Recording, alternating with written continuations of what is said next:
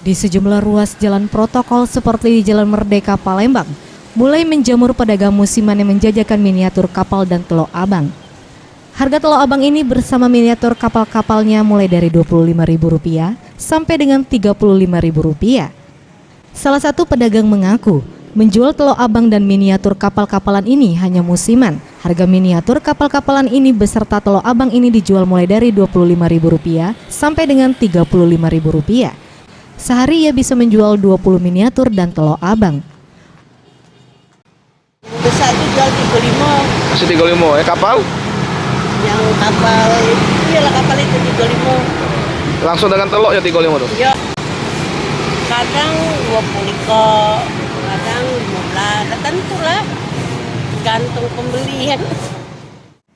Menariknya, momen kemerdekaan tahun ini berbarengan dengan penyelenggaraan Asian Games 2018.